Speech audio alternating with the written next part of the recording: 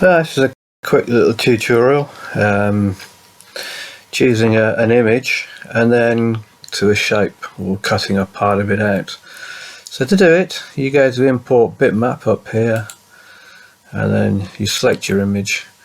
I've already done that, so I shall just open that up here. This is the image I've chosen. You can choose, obviously you can choose any of the drawing tools here. I've used this one, draw a curve.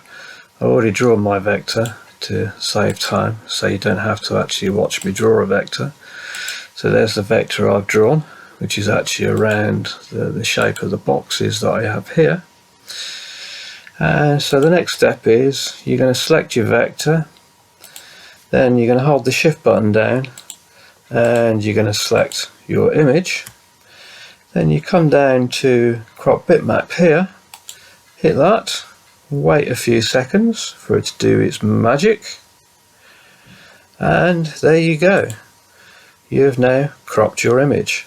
Now, one thing in this version that you didn't get in the other version is it actually crops the image, because you can now select the image and you can move it around. It doesn't move it around inside the vector like a little window. You actually move what you've cut out, which is really cool. Well, I hope you like this. Thanks for watching.